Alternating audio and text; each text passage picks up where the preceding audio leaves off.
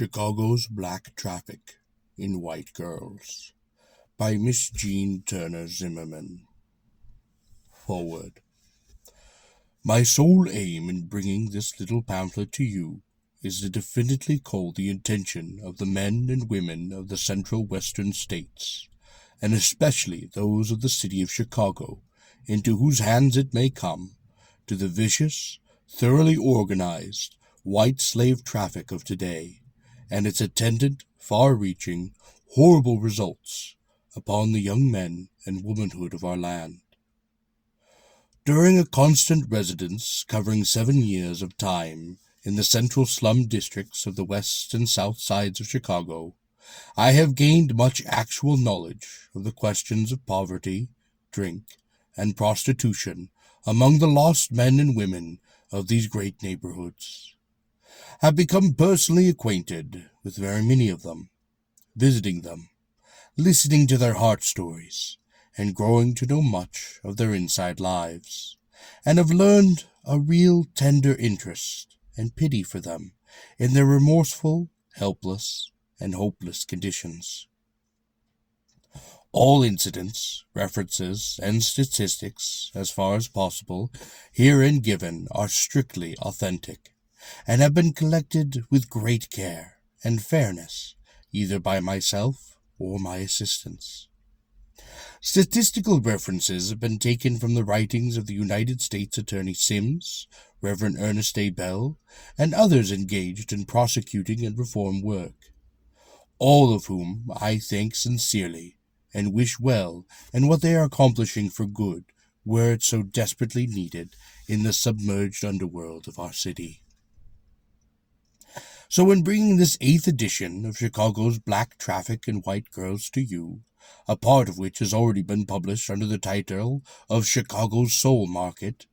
it is the aim of the writer to give more thought and time to real existing conditions, descriptions, and actual facts relative to public prostitution and its attendant frightful results, rather than to such matters as incidents or cases,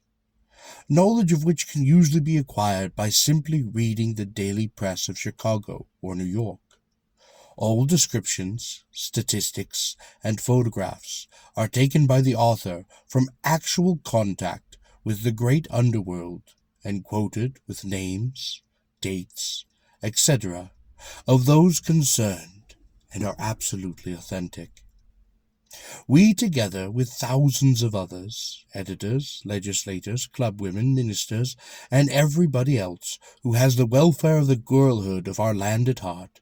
believe that the time for prudery and concealment is past, and that honest men and women should know what there is to know about this thoroughly organized, solidly financed system of white slavery flourishing and growing in America today. A system which controls and ruins hundreds of thousands of women in our midst every year, and which requires a constant sacrifice of more than 60,000 young girls annually to feed its death and disease-dealing machinery. Most people think of harlotry or prostitution as something secret, something to be kept from the public eye, something to be ashamed of. Not so to the great throng of Chicago whoremongers. Everything that being done to attract attention and custom is done by the 5,000 men and hundreds of hideous, brutish madams, who in this city exploit the bodies and live off the earnings of 30,000 public women in our midst.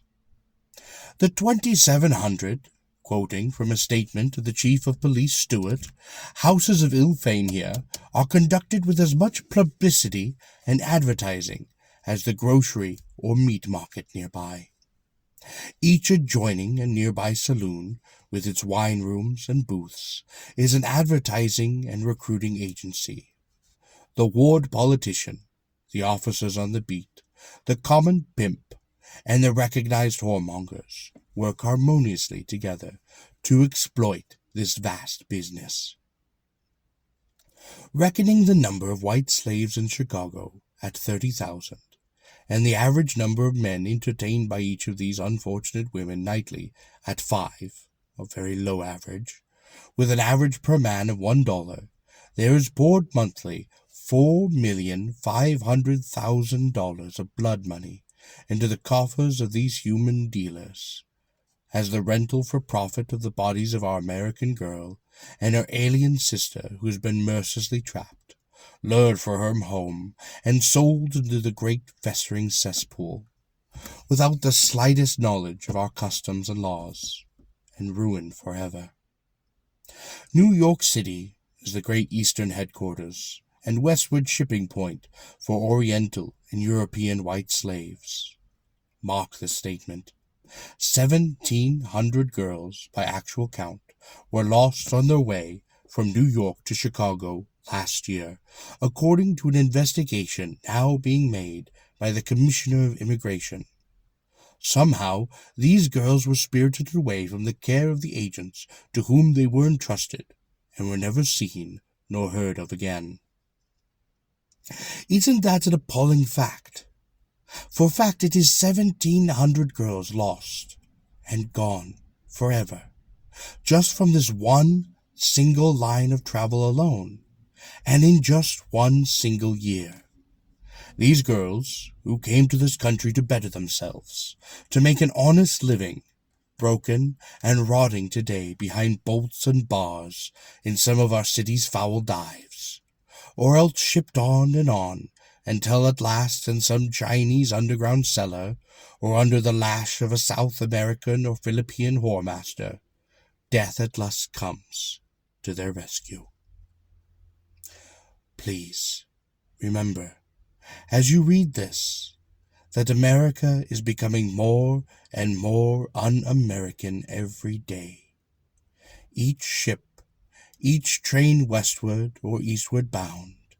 the now daily dumping into our land, so lately the goal of the home-seeker from Germany, Sweden, Ireland, or etc., the real future citizen, thousands of the scum and vice and criminal element of southeastern Europe, Asia, and the Orient. And remember, too, that a short 5 years of residence here converts the filthiest criminal from Turkey, Arabia, Syria, Italy, or of any place else where vice and brutality do reign supreme, into an American citizen with the right to vote into office men who will and are sworn to protect and aid in every possible way the Jewish, Russian, French, or Chinese whoremaster, as he rents a shanty and proceeds to fatten upon the very lifeblood of the young girlhood of this and other lands.